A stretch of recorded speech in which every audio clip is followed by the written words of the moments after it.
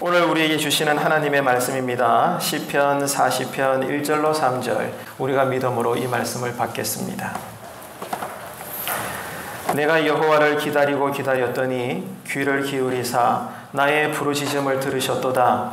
나를 기가 막힐 웅덩이와 수렁에서 끌어올리시고 내 발을 반석 위에 두사 내 걸음을 견고케 하셨도다. 새 노래 곧 우리 하나님께 올릴 찬송을 내 입에 두셨으니 많은 사람이 보고 두려워하여 여호와를 의지하리로다. 아멘. 지난주일에 이어서 오늘은 웅덩이에서 배우는 교훈 두 번째 시간입니다. 지난 시간에는 말씀의 은혜가 첫 번째였다면 오늘은 기다림의 은혜가 참 필요하다. 이러한 주제로 짧게나마 말씀을 함께 나누도록 하겠습니다. 어느 날 탄강 안에서 갱도가 무너졌습니다. 그래서 그 안에 갇힌 광부들이 질식을 해서 모두가 죽을 지경에 처했지요. 그런데 그 중에 한 사람은 쉽게 자기 생명을 포기하지 않았습니다. 절망의 어두움 속에서도 하나님께 간절히 기도하면서 살려달라고 그렇게 구조되기를 기다렸지요. 그렇게 끈질기게 기다리고 있던 순간에 무너진 갱도 위에서 작은 구멍이 뚫리기 시작했습니다. 그래서 산소를 조금 편하게 들이마실 수 있게 되면서 견딜 수가 있게 되었죠. 결국 그 사람은 구출이 되었습니다. 하지만 쉽게 낙심한 사람은 이미 죽음을 맞이하게 되었죠. 다만 믿음을 가지고 기도하면서 끈질기게 버텼던 그 한 사람은 살아나올 수가 있었던 겁니다. 인내하는 사람, 기다리는 사람이 최후의 구원을 얻게 된다는 그러한 교훈이 되겠죠. 그래서 어떤 시인이 이런 말을 했습니다. 일하기를 배우십시오. 그리고 기다리기를 배우십시오. 참 가슴에 와닿는 문구입니다. 일을 열심히 해라. 그래야 돈도 벌지. 그래야 가정도 꾸리고 평생 아름답게 살 수 있지 않겠어? 어디에서나 우리에게 주문하는 가르침이죠. 그런데 더 나아가서 그것만이 아니라 기다림도 배우라는 것입니다. 일하기를 배우고 기다리기를 배우라.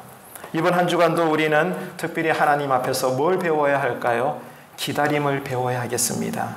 기다림은 우리를 마침내 영원한 푸른 초장으로 인도하시기 때문이죠. 우리는 지난 시간에 성도는 고난의 웅덩이에서도 여전히 우리와 함께 하시는 하나님의 말씀의 은혜를 통해서 결국에는 건지심을 받고 구원을 받게 되는 그러한 사람들이라는 것을 배웠습니다. 오히려 하나님의 말씀은 어디에서 들려지는가? 철저히 고립된 장소인 내 인생의 기가 막힐 웅덩이 그 안에서 그동안 들을 수 없었던 하나님의 세밀한 음성을 듣게 되고 그 말씀이 우리를 살려내신다. 이것을 우리가 살펴봤죠. 우리가 매주 지금처럼 은혜로운 주일 오전 예배를 드리지만 여러분, 그러나 예배가 끝나고 나면 이번 한 주간의 삶의 현실은 어떨까요? 모두가 똑같아요. 고난의 웅덩이에 여전히 빠질 수밖에 없는 삶이라는 것입니다.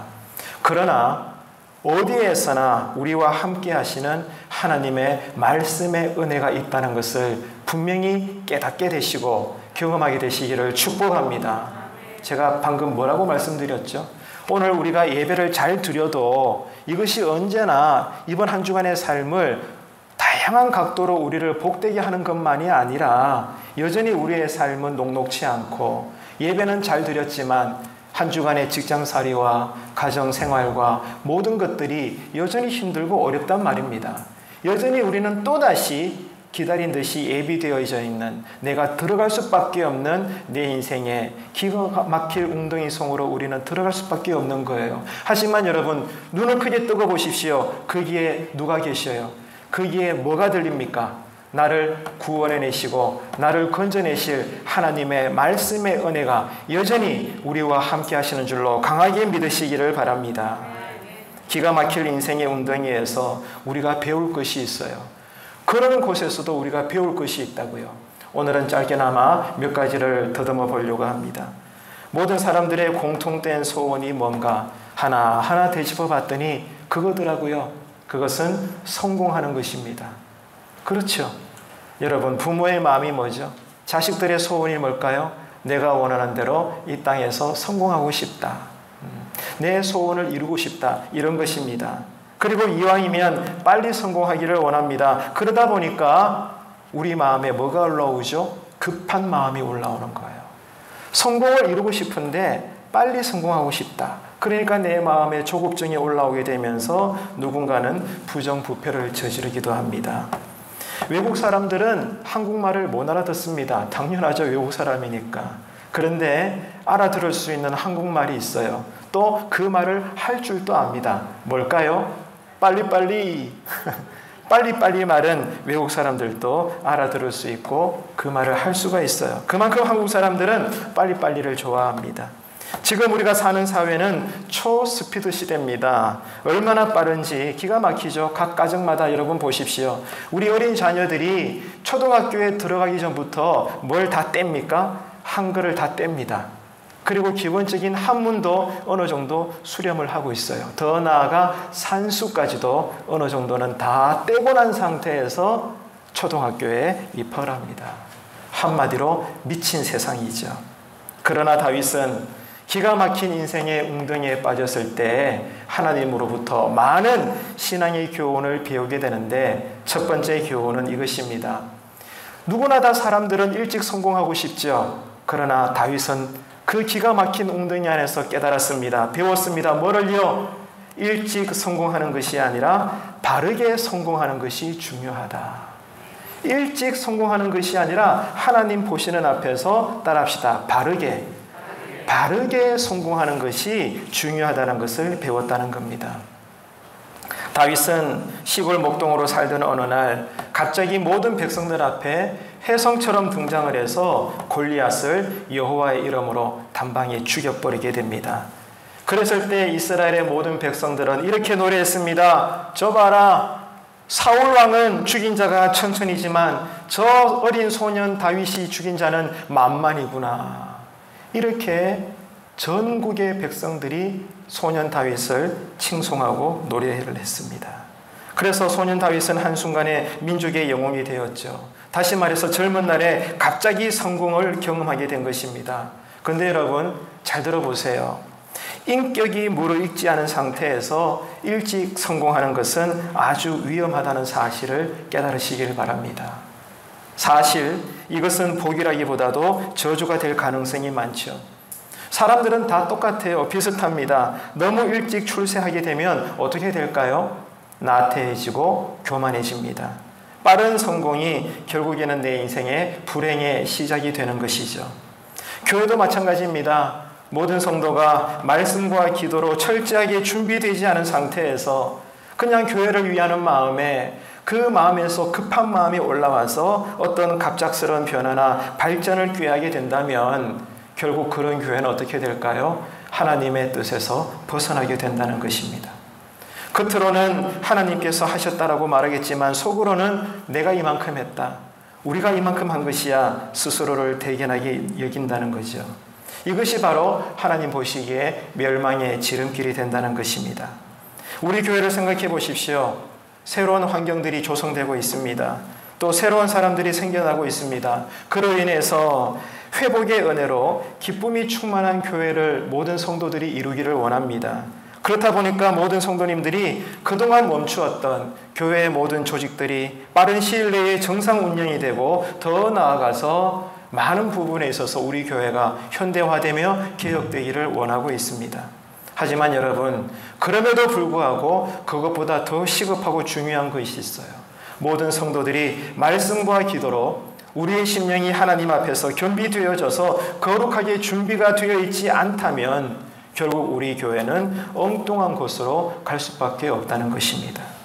그래서 하나님께서 원하시고 또한 우리가 기대해야 될 첫 번째 회복은 교회 공동체 예배의 자리에 모두가 참여하는 그 신앙의 헌신을 하나님께 보여야 된다는 것입니다. 왜 그럴까요? 우리는 예배자이기 때문입니다. 따라합시다. 나는 예배자다. 아멘이십니까? 기뻐도 예배드리고 슬퍼도 예배드리고 말씀드렸잖아요. 예수쟁이들은요, 내 가족이 죽었어도 장례 빈소에서 뭐 하는 사람들이에요? 감사하다며 예배드리는 사람들이에요. 여러분, 그렇기 때문에 여러분의 가정이 회복되기를 원하십니까? 우리가 사랑하는 교회가 부흥되고 성장하기를 원하십니까? 첫 번째 단계는 뭐예요? 내가 은혜 받는 거예요. 은혜 받는 우리가 함께 모여서 공동체 이름으로 함께 예배드리고 함께 말씀을 배우고 함께 기도하고 할렐루야 함께 힘써 성전에 모여 충성하고 헌신할 때 하나님은 우리에게 많은 예비하신 복들을 채워주실 줄로 믿습니다. 우리는 예배자입니다. 예배자는 함께 드리는 예배를 통해서 교회와 삶이 회복되는 것입니다. 그래서 우리가 교회의 회복을 진심으로 바란다면 이전보다도 더욱 힘써서 모든 예배에 모여서 전심으로 예배를 통해 은혜를 받는 것. 왜? 하나님은 언제나 이런 방법으로 일하시기 때문이죠. 그래서 지금처럼 주일 오전 예배뿐만이 아니라 할 수 있다면 특별히 재직들은 주일 오후 예배도 모든 예배의 자리에 앉아 있으셔야 되고 또 더 나아가 삶이 바쁘지만 수요 예배도 또 새벽 예배도 힘써 성전에 모여 함께 은혜 받으려고 우리가 몸부림칠 때 하나님께서는 때가 되면 하늘의 문을 여시고 우리에게 한량없는 영육간의 복을 채워주실 줄로 믿습니다. 성도 여러분, 무엇이 교회 회복이죠? 무엇이 회복입니까? 먼저 예배가 회복되시기를 축복합니다. 여러분의 삶을 돌아보십시오. 지금 나의 삶의 예배는 회복되고 있는가? 나의 예배는 정말 하나님과의 관계에서 메마르지 않고 여전히 그 생명수가 흘러가고 있는가? 예배를 통하여 하나님과 친밀한 교제를 나누고 있는 것인지 우리는 오늘 말씀 앞에서 성찰해 봐야 되는 겁니다. 믿음이 뭘까요? 믿음은 결단하는 것입니다. 썬데이 크리스찬으로만 살지 말고 바쁜 세상이지만 그래도 힘써 성전에 모여서 함께 은혜를 받음으로 교회를 회복해 나가고 부흥이 임하는 우리의 모든 신앙의 삶의 자리가 되시기를 진실로 주님의 이름으로 축복합니다. 하나님은 은혜 받은 자를 통하여 일하시는 거예요. 하나님께서 일으키시는 회복에는 특별히 상한 마음이 치유받는 역사가 늘 함께 일어난다는 것입니다. 이를 위해서 우리 교회는 이제 새롭게 힘을 내어서 서로를 돌아보며 위로할 수 있는 신앙 공동체가 되시기를 축복합니다. 우리 교회가 부흥되어지고 성장하고 발전할 때 그 이미지가 예배의 자리가 넓어지고 또 예산이 많아지고 성도들의 숫자가 많아지고 뭐 이런 게 아니라 그런 것도 포함되지만 분명히 하나님께서 보여주시는 교회의 회복과 부흥 안에 뭐가 있습니까? 상처받은 자의 그 마음이 위로가 주어진다는 거예요. 상처가 있는 심령이 회복되는 거예요. 이것이 성령님의 강력한 역사입니다. 이를 위하여 성도 간의 신령한 교제가 날마다 풍성히 일어나는 이번 한 주가 되시기를 간절히 바랍니다. 이를 위해서 우리 교회는 이제 새롭게 힘을 내어서 서로를 돌아보면서 위로해 줄 수 있어야 됩니다. 왜? 소통은 하나님께서 이루시는 회복에 있어서 중요한 통로가 되기 때문이죠. 예수님께서 제자들에게 씨 뿌리는 비유를 하셨죠. 여러분 잘 알고 계시지 않습니까? 길가와 자갈밭과 가시덤불에 떨어진 씨는 어떻게 되었죠? 다 메말라 비틀어져 죽었습니다. 하지만 좋은 땅에 떨어진 씨앗은 결국 어떻게 되었나요? 100배, 60배, 30배 아름다운 열매를 맺게 되었죠. 자, 그런데 여러분 이 예수님의 비유에서 우리가 절대로 간과하지 말아야 될 교훈이 있습니다. 자, 이 좋은 땅은 어떤 땅인가 그 말이에요. 그저 이루어진 땅이 아니라는 것입니다. 좋은 땅이 되기까지 뭐가 있었죠? 오랜 시간 동안 밤낮으로 농부가 매일 땀을 흘려가면서 그 땅을 뒤집어 엎은 거예요. 그렇기 때문에 좋은 땅이 된 거고, 그래서 농부가 씨앗을 뿌렸을 때 그 좋은 땅에 씨앗이 떨어진 그 모든 것들은 하나도 죽지 않고 뿌리를 내리고 가지를 돋고 열매를 맺는 그러한 역사가 일어나게 된 것입니다. 우리 교회가 좋은 땅이 되고 좋은 교회가 되기를 원하십니까? 그러려면 여러분 오늘 말씀에 의하면 뭘 우리가 깨달아야 되죠? 급한 마음을 비우시길 바랍니다. 조급한 마음을 버려야 돼요. 더딜지라도 묵묵히 농부가 그 땅을 계속 갈아엎으면서 좋은 땅을 유지했던 것처럼 시간이 오래 걸려도 묵묵히 가정을 위해서, 교회를 위해서, 내 삶을 위해서, 온 열방을 위해서 말씀을 읽고 기도를 함으로 말미암아 먼저 하나님이 내 안에서 나를 통해 일하실 수 있도록 하나님의 역사가 일어날 때까지, 은혜가 주어질 때까지 기다릴 줄 아는 지혜로운 성도들 되시기를 주님의 이름으로 축복합니다. 그러면서 하나님의 은혜를 서로 붙잡고 서로의 마음과 소리에 공감할 수 있을 때 교회에 속한 모든 성도들은 이제는 억지로 하는 것이 아니라 기쁨이 흘러나오기 때문에, 왜? 하늘에서 공급되는 거니까 자원하는 은혜와 그 기쁨으로 교회 일들을 감당하게 되고, 더불어서 잠시 떠나 여전히 방학 중에 있는 성도님들도 우리 교회에서 들리는 좋은 소문을 듣고 속히 돌아오는 역사가 있게 될 줄로 믿습니다. 이런 좋은 땅이 되었을 때 성령님께서 새롭게 창조하시는 회복의 열매들이 여러분의 가정과 일터와 우리 교회 안팎 어디에서든지 간에 100배, 60배, 30배 풍성한 기쁨으로 맺혀지는 이번 한 주간이 되고 올 한 해가 되시기를 간절히 바랍니다. 다윗은 너무 일찍 성공하는 바람에 어떻게 되었을까요? 여러분, 똑똑히 우리는 들어야 됩니다. 깨달아야 됩니다. 모두가 다 할 수 있다면 일찍 성공하기를 원하죠. 전들 안 그렇겠습니까? 여러분도 안 그렇겠어요? 이왕이면 다홍치마라고 일찍 성공하면 좋죠. 근데 여러분 들어보세요. 성경을 읽어보시라고요. 다윗이 어떻게 됐나? 하나님께서 다윗을 어떻게 처리하셨나 보시라고요. 이 어린 소년 다윗이 부지 중에 갑자기 골리앗 앞에서 하나님의 승리로 이김으로 말미암아 놀라운 스타가 되어버렸습니다. 갑자기 빠른 성공을 거두게 되었어요. 그 결과와 대가가 무엇인가? 성경을 읽어봤더니 충격적입니다. 사울 왕이라는 무서운 적을 만나게 된 거예요. 빠른 성공도 분명히 복일진데 하나님께서 이 다윗을 쓰시기 위하여 빠른 성공을 주신 만큼 더불어 하나님께서 주신 복의 대가가 뭐냐? 사울 왕이라는 큰 장벽을 만나게 된 것입니다. 하나님은 아셨습니다. 하나님은 다윗이 너무 일찍 성공한 까닭에 직면할 수 있는 위험들을 이미 아셨죠. 그래서 하나님은 다윗을 기가 막힐 웅덩이에 집어넣으신 것입니다. 그곳에서 다윗은 겸손을 배우게 되고 자신의 한계를 알아가게 되고 무엇보다도 사람을 깊이 이해할 수 있는 사람으로 다듬어지게 된 거예요. 여러분, 이게요, 한 나라의 왕이 될 수 있는 리더십이에요.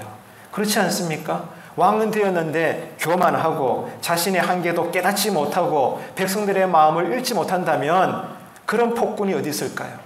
그런 왕 밑에서 살아가는 백성들이 행복할까요? 지옥이죠. 그런데 보십시오. 하나님께서는 이 소년 다윗이 너무 일찍 성공한 바람에 이 다윗이 탈선할까 봐 다윗을 사랑하시고 이스라엘 백성들을 귀하게 여기시기 때문에 어떻게 다루셨느냐? 이 다윗을 기가 막힐 자신의 인생의 웅덩이에 집어 던져 넣었습니다. 일부러 고난의 그 웅덩이에 집어 넣으신 거예요. 왜요? 그 고난 속에, 그 웅덩이 속에서 다윗이 배울 수 있도록 하기 위해서 뭘 배웠다고요? 겸손을 배우고 자신의 연약함을 배우고 무엇보다도 사람들의 마음을 이해할 수 있는 그 마음을 가지게 된 거예요.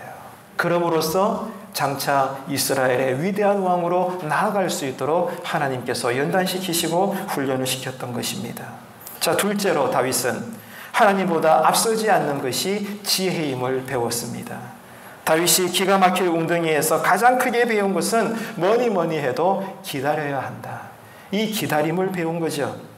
하나님은 다윗에게 왕이 될 수 있도록 일찍부터 위대한 선지자 사무엘을 통해서 이제 너는 왕이 될 것이라고 하는 공식적인 왕의 기름 부음을 받았지만 그러나 바로 왕이 되게 하시지 않으셨습니다. 하나님은 결코 서두르지 않는다는 것을 이 다윗이 기가 막힐 웅덩이와 수렁이에 빠졌을 때 그 긴 세월 동안 깨닫게 된 것입니다. 그리고 사울 왕이 하나님으로부터 결국 버림받는 과정을 지켜보면서 다윗이 볼 때도 이 사울 왕의 문제는 다른 것이 아니라 하나님 앞에서 조급한 마음을 버리지 않았던 그 이유 때문에 이스라엘의 초대 왕이었던 사울 왕이 저렇게 하나님으로부터 버림받을 수밖에 없는 것이구나 철저하게 보고 배우게 된 것이죠. 한번 따라합시다. 나는 급해도 하나님은 급하지 않습니다. 아멘이십니까? 나는 급하죠. 하나님 빨리 복 주세요. 내가 기도 드리니까, 내가 철야 기도 드렸으니까 빨리 내 몸의 건강 낫게 해주시고 내 가정사가 펼쳐지게 해주시고 내 자녀들 잘되게 해주시고 빨리 하나님께서 응답해달라고 우리는 그런 마음을 가지고 기도하죠. 그러나 하나님은 절대로 급하지가 않으십니다. 이것을 우리가 배워야 돼요. 어느 날 사울왕은 제사를 집행할 권한을 왕조차 가지고 있지 않습니다마는 그러나 제사를 집행할 수 있는 그 권한을 가지고 있는 사무엘 선지자가 드디어 오는 것을 기다리지 못하고 스스로 제사를 집례하게 되죠. 이해가 되십니까? 자, 그 당시 왕이라고 해서 모든 백성들이 보는 앞에서 공식적인 예배 행위, 제사 행위를 집례할 수는 없었습니다. 오직 하나님께서 세우신 선지자를 통하여 그 제사를 집례하게 되어 있는데, 어느 날 급하게 제사를 빨리 드리고 가서 길을 걸어가야 되는데 웬일인지 모르겠지만 이 사무엘 선지자가 오지 않는 거예요. 사무엘 선지자가 와가지고 왕 앞에서, 백성들 앞에서 이 공식적인 국가적인 제사라 예배를 드려야만이 되는데 오지 않으니까 이 사울왕이 급한 마음에 어떻게 했습니까? 자기가 직접 제사를 집도하게 됩니다. 그럴 수도 있겠죠. 뭐 도둑질하는 것도 아니고 물건을 뺏는 것도 아니고 어쨌든 하나님께 예배 드리는 거니까 왕이 할 수 없어도 오늘 형편에서는 뭐 제사장이 오지 않으니까 왕이 대신 집례할 수도 있겠죠. 그 자체를 뭐 넓게 보면 나쁘지 않을 겁니다. 그러나 하나님은 그런 분이 아니에요. 하나님께서 어떻게 하셨죠? 이 사울왕의 기다리지 못하는 조급한 마음의 결과가 어떻게 되느냐? 끔찍합니다. 사울이 하나님으로부터 버림을 받아요. 세상에 하나님께 예배 드리려고 조금 급하게 행동했는 게 단데도 불구하고 하나님은 가차없이 이 사울왕을 버려버립니다. 예배 드리는데도 예배의 대상이신 하나님은 그 예배자를 버리시는 거예요. 이게 하나님의 절대 주권입니다. 우리는 예배의 이름으로, 선함의 이름으로, 옳음의 이름으로 거침없이 내 주장을 이야기하고 남들이 상처를 받든지 말든지 간에 내가 주장한 대로, 내가 만족할 수 있는 대로 가정을 꾸리려고 하고 교회를 세워나가려고, 이런 모습들이 얼마나 많습니까? 교회마다. 그러니까 싸움이 일어나죠. 그러나 여러분, 이 말씀을 다시 한번 묵상하십시오. 그 이스라엘 초대왕 사울왕이 다른 것 안 했다니까요. 어쨌든 하나님께 예배 드리려고 했는데 질서를 지키지 않았다는 이유 때문에 하나님께서는 가차없이 이 사울왕을 버려버리고 맙니다. 사울왕의 실패는 하나님을 예배하기 위해서 여전히 기다려야 했음에도 불구하고 기다리지 못했던 이 조급함에 있었고, 그 이유는 백성들의 인기에 집착한 나머지 하나님보다도 백성들의 눈치를 보고 백성들을 왕으로서 더 두려워했기 때문에 기다리지 못하고 본인 스스로가 월권하여 제사를 집도했던 것입니다. 그래서 하나님은 그 사울왕의 마음을 읽으시고 너 이제 안 되겠다. 나 이제 너를 놓을 거야. 버려버리고 만 거죠. 다윗은 사울왕의 이런 실패를 보면서 야, 그렇구나. 어떤 이유와 명분이든지 간에 하나님보다 앞서는 것이 진짜 큰 죄악이며 그 결과는 무섭고 처참한 것이구나.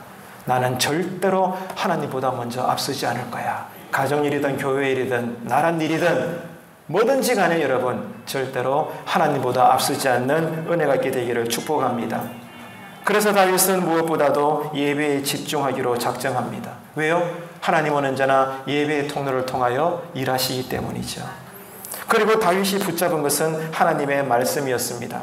다시 말해서 다윗은 사울왕이 버려버린 그 하나님의 말씀을 교훈으로 삼고 사울왕이 무시했던 이 하나님의 말씀을 사랑했고 이 하나님 말씀에 순종하기로 작정하고 헌신했습니다.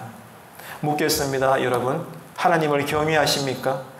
네, 그러실 줄로 압니다. 그렇다면 하나님을 경외하는 증거가 뭘까요?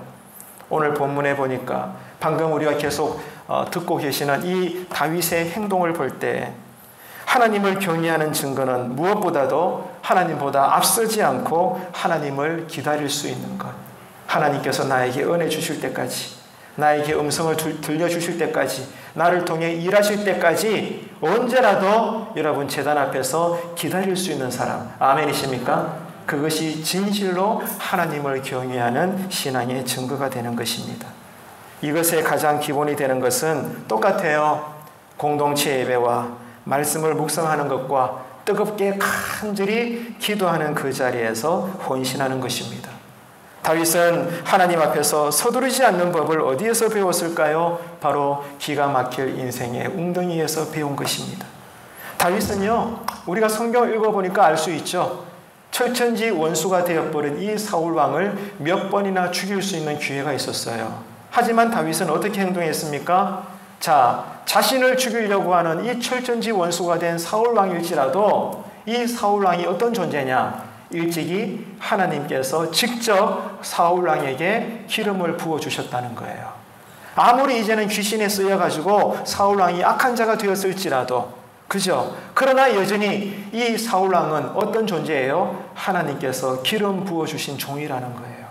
다윗은 이것을 알고 있었죠. 하나님이 사울 왕을 기름 부어 세우신 것을 알고 있었기 때문에 그 이유 때문에 몇 번의 기회가 왔어도 다윗은 사울을 죽이지 않았습니다. 바로 그거예요. 하나님을 경외하는 방법 중에 하나는 하나님께서 세우신 질서를 존중하는 것입니다. 다윗이 사울 왕을 죽이지 않은 이유는 아무리 원수 같은 자라도 생명은 하나님 손에 있다는 것을 믿었기 때문이죠. 다윗은 하나님보다 앞서지 않음으로써 하나님을 사랑했고 그 믿음을 표현했으며 하나님을 경외했습니다. 여러분 꼭 기억하시길 바랍니다. 교회를 사랑하는 나만의 어떤 열심들이 때로는 하나님보다 앞설 수가 있어요. 여러분 이해가 되시죠? 내가 교회를 사랑해요. 성도를 위해서 뭔가 일하기를 원해요. 재직으로서, 교회 일꾼으로서 뭔가 내가 말하고 싶고 주장하고 싶고 그 아이템을 내가 이루고 싶어요. 충분히 이해가 되고 귀한 것입니다. 그러나 이런 나의 뜨거운 열심과 열정들이 그 크기만큼이나 어느 순간 나도 모르는 사이에 하나님보다 내가 앞설 수가 있다는 거예요. 그리고 내가 말하고 주장하고 내가 열심을 다해서 일하는 것들이 누군가에게는 불편하고 누군가에게는 상처가 될 수도 있다는 거예요. 여러분 그렇기 때문에 누가 하나님 앞에서 성숙한 재직이요 교회의 일꾼입니까? 하나님보다 앞서지 않고 하나님께서 먼저 일하시는 것이 모든 자에게 보여질 때까지 묵묵히 내 입을 닫고 내 모습을 감추고 언제나 내가 먼저 은혜 받아 내 안에 성령 충만이라는 이 내공이 커져질 때까지 기다리고 또 기다릴 수 있는 사람, 이것이 이미 벌써부터 하나님을 위하여 교회를 위하여 일하고 있는 저와 여러분의 모습이 된다는 것입니다. 다윗은 이것을 기가 막힐 웅덩이에서 배웠던 거죠. 교회를 사랑하는 나만의 어떤 열심이 때로는 하나님보다 앞설 수가 있다. 이 사실을 두렵고 떨림으로 여러분 받으시기를 바랍니다. 자, 셋째로 다윗은 기다림을 통해서 이 복을 받았어요. 여러분, 우리 모두가 이 신앙의 복을 체험하기를 원합니다. 뭘까요? 다윗은요, 하나님께서 강제로 밀어넣은 자신의 인생의 기가 막힐 웅덩이 속에서 뭘 배웠느냐? 사람이 얻어진다는 것을 배웠어요. 이것이 놀라운 신앙의 교훈입니다. 다윗은 온 이스라엘의 왕이 되기 전에 먼저 작은 지역에 불과한 헤브론에서 무려 7년 6개월 동안이나 유다 왕으로 있었습니다. 그 세월 동안, 그 기간 동안 다윗은 특별히 사울의 족속들이 돌아오기를 기다렸죠. 다윗은 사울 왕을 보면서 사람은 두려움을 조성하거나 강요한다고 해서 절대로 자기 수하의 사람이 될 수 없다는 것을 깨달았고 배웠습니다. 다윗은 이제 왕이 될 사람으로서 얼마든지 무력을 행사해서 자신의 원수인 이 사울에 속한 사람들을 굴복시킬 수 있었지만 그러나 그렇게 하지 않고 하나님을 알고 참된 예배자로 살아가는 이 다윗은 하나님의 때가 무르익을 때까지 기다리고 또 기다렸던 것입니다. 그 기다림을 통해서 진실함과 성실함과 관용을 통해서 끝까지 기다리며 모든 사람들을 품을 때 비로소 사람들 사이에 깊은 신뢰가 형성된다는 것을 알게 된 것이죠. 다윗은 이렇게 기가 막힐 웅덩이에서 기다리는 법을 배웠습니다. 그리고 그 기다리는 동안 천만금을 줘도 얻을 수 없는 나의 동력자, 진정한 내 신앙의 우정의 친구들, 사람을 얻는 법을 배웠습니다. 사랑하는 성도 여러분, 진실로 주님의 이름으로 권면드리고 축복드리길 원합니다. 고난 가운데 있습니까? 여러분만의 인생의 깊은 수렁에 빠졌습니까? 그 고난 가운데서 특별히 사람을 얻는 복을 얻게 되시기를 축원합니다.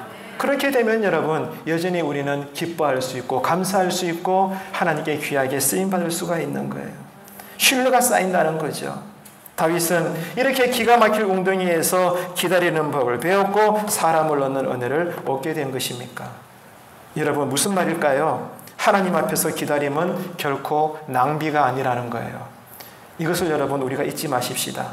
다윗은 기다리는 동안 변화되어졌고 성숙되어져 갔습니다. 올 한 해 이제 남아있는 하반기 동안에도 무엇보다도 다윗의 이 기다리는 법을 통해서 특별히 내 안에 우리 주변에 사람 잘 만나는 복을 얻게 되시기를 주님의 이름으로 축복합니다.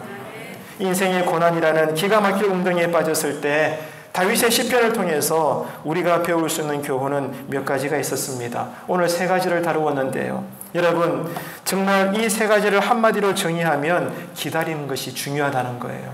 기다림입니다. 고난 가운데서 우리가 할 일은 기다려야 된다는 거예요. 어떻게 기다려야 될까요? 더 깊은 말씀을 묵상하고 그리고 부르짖으며 기도하는 것입니다. 그럼으로써 우리는 고난의 이유가 아니라 고난의 의미를 깨닫게 되는 거죠.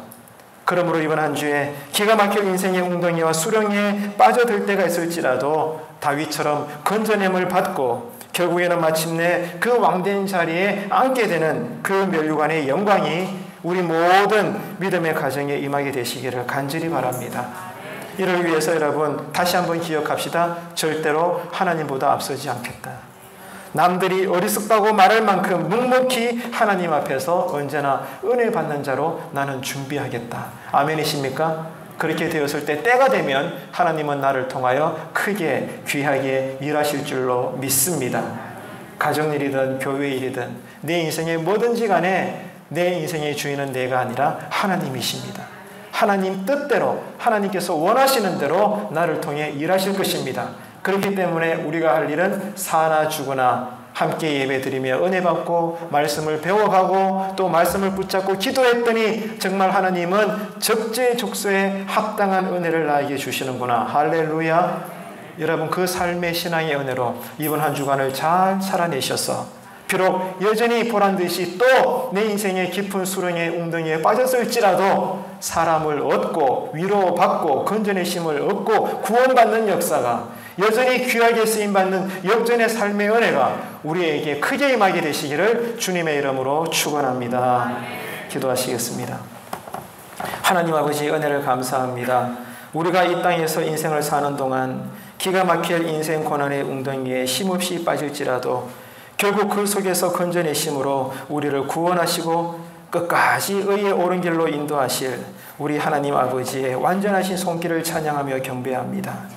오늘 주신 말씀의 교훈을 믿음으로 받고 우리가 잘 기억하여서 날마다 때마다 가정에서나 직장에서나 어디에서나 다윗이 받아 누린 그 완전한 복을 올 한 해 끝날까지 우리 송년중앙의 식구들도 충만하게 받아 누리게 하여 주시옵소서. 우리를 날마다 구원하시며 옳은 길로 인도하시는 예수님의 이름으로 기도드리옵나이다. 아멘.